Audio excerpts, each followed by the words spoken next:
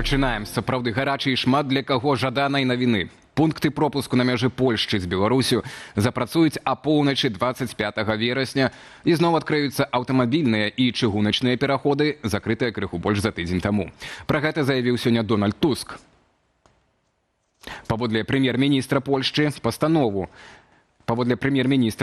пастанову аднавіць рух прынялі, улічваючы важнасць транспартавых і гандлёвых зносінаў для краіны і яе партнёраў.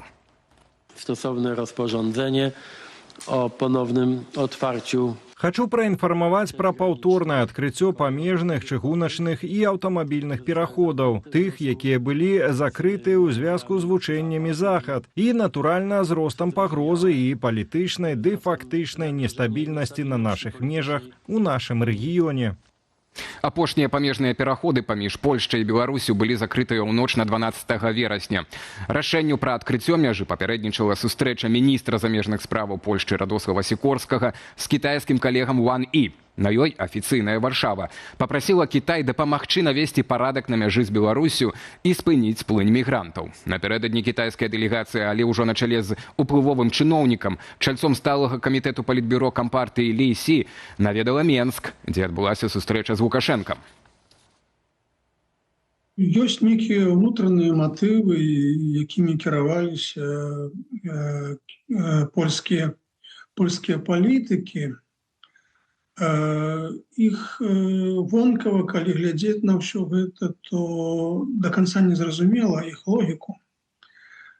Як логіку закрыцця, так і логіку цяпер адкрыцця. Кітай ціснуў і на Польшу, і на Беларусь, это зразумела.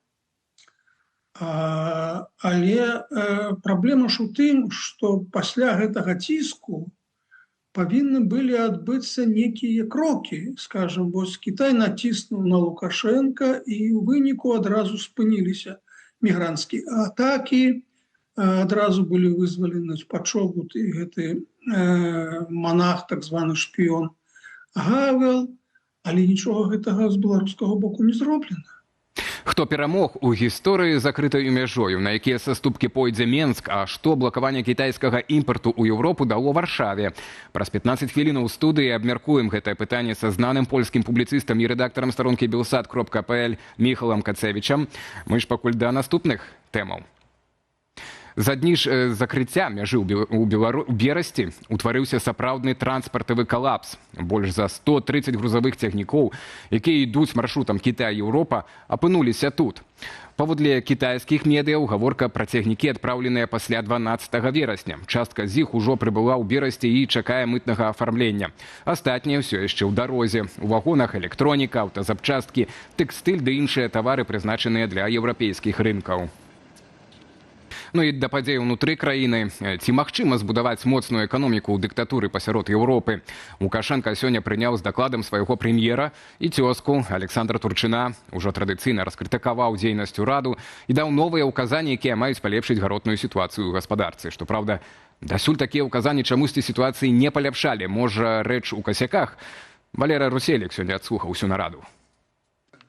Арганізоўвайце, напружвайце, прадавайце. Лукашенка прыняў з дакладам свайго прэм'ер-міністра Александра Турчына. Гаворка вялася пра эканоміку, дзе сітуацыя, калі верыць нават афіцыйнай статыстыцы, далёка не аптымістычная. Альбо, як акрэсліў Лукашенка, ёсць касякі. Што праўда, лічбы ў Лукашэнкі і Турчына чамусьці супадалі не заўсёды. Запасы на складах Снижаются уже. Выросли на 2,5 миллиарда рублей. Ну, дай бог, если мы выйдем по итогу года, но снижаются, понятно, но как? Дзе лічбы ўсё-ткі супалі, дык гэта ў падзенні шэрагу асноўных галінаў айчыннай эканомікі, найперш прамысловасці. Толькі за першае паўгоддзе сёлета сальда вонкавага гандлю таварамі склала минус 3 миллиарда 180 миллионов долларов США. То, что касается белорусской промышленности, есть огромные проблемы, а именно то, что мы производим неконкурентоспособную продукцию ни для российского, ни для китайского рынка. Если эту продукцию мы могли с хорошей маржой продавать, то только на европейских рынках, которые сейчас закрыты ввиду введения санкций против белорусских товаров. и целых отраслей в целом. Менавіта на санкцыйны ціск наракаў у часе сустрэчы з Лукашэнкам і Турчын. Між тым праблемы ў айчыннай эканоміцы пачаліся значна раней, падкрэслівае Аліса Рыжыченка.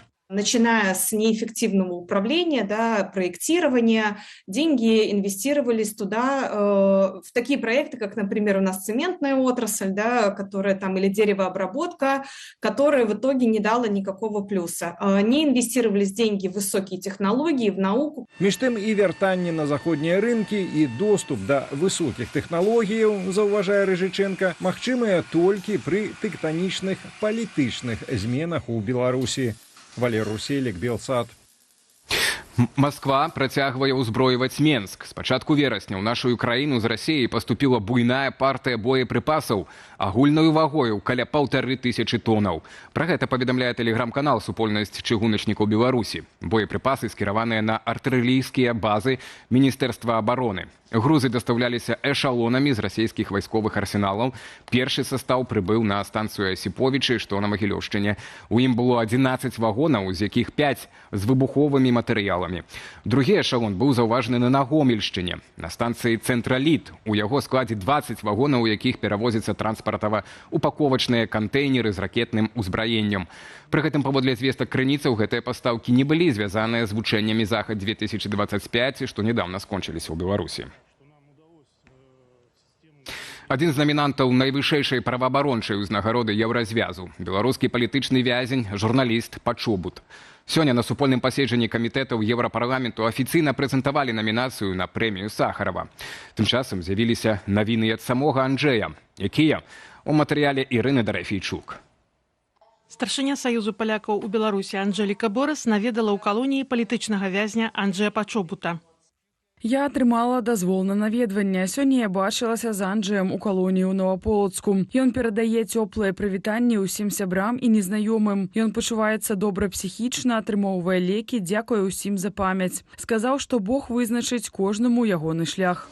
Тым часам палітвязень Анджэй Пачобут сярод прэтэндэнтаў на прэмію Сахарова за свабоду думкі. Намінавалі кандыдатуру журналіста двойчы. Найбуйнейшая група ў Еўрапарламенце, Еўрапейская народная партыя, а таксама фракцыі еўрапейскіх кансерватараў і рэфарматараў.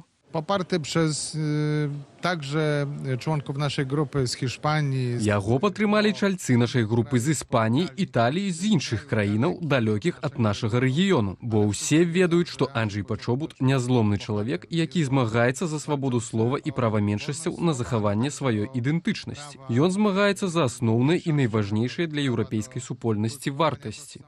Журналіста і аднаго з лідараў польскай меншасці ў Беларусі Анджэя Пачобута затрымалі ў 2021. У лютым 2023-го Дмітрий Бубенчык у Гарадзенскім абласным судзе пакараў яго 8 гадамі калоніі ўзмоцненага рэжыму. Варшава ў адказ закрыла памежны пункт пропуску Бобровники-Берестовица.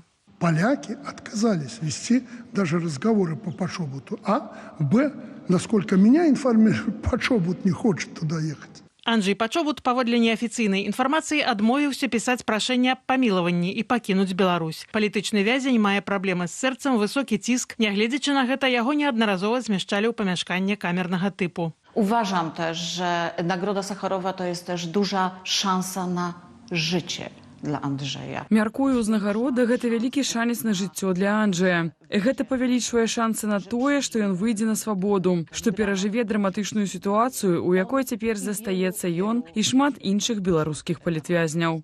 Беларусы лаўрэатамі прэміі Сахарова за свабоду думкі станавіліся тройчы. Яе атрымлівалі Беларуская асацыяцыя журналістаў, Александр Міленкевіч і агулам беларуская апазіцыя. І myślę, że думаю, было б вельмі сімвалічна, каб Анджэй Пачобут мог гэтую ўзнагароду атрымаць асабіста. Кароткі спіс з 3 намінантаў складуць па выніках таемнага галасавання 16 кастрычніка, а вызначаць лаўрэата 22 кастрычніка. Ірына Дарафейчук, Белсад. Польская паліцыя раскрыла дзейнасць буйной злачыннай групы, што нелегальна пастаўляла аўтамабілі прэміям-класу ў Расію і Беларусь, абыходзячы санкцыі Еўразвязу. Затрыманыя 20 удзельнікаў групоўкі. Ім ужо выставілі абвінавачанні. Паводле звестак Цэнтральнага следчага бюро паліцыі за апошнія 5 гадоў замыснікі прадалі каля 600 дарагіх аўтаў.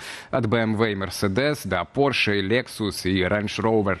Для маскавання схемы яны выкарыстоўвалі падстаўныя фірмы ў Польшчы, Літве, Чэхіі, Нямецчыне, а таксама юрыдычныя асобы з Беларусі, Азербайджану і Казахстану. У выніку аперацыі паліцыя сканфіскавала элітныя гадзіннікі і ювелірныя вырабы, арыштавала маёмасць, а таксама замарозіла рахункі на суму каля $3 мільёнаў. За капітальны рамонт плоцім, а ўласна рамонту няма. Жыхары Рэчыцы запісалі відэазварот да Лукашэнкі.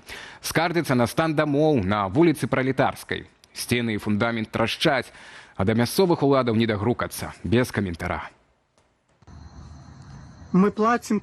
За что мы платим? Вот в таком мы бараке живем. Вот, все валится. Ничего не делается. Куда нам обращаться? Вот эта крыша скоро упадет.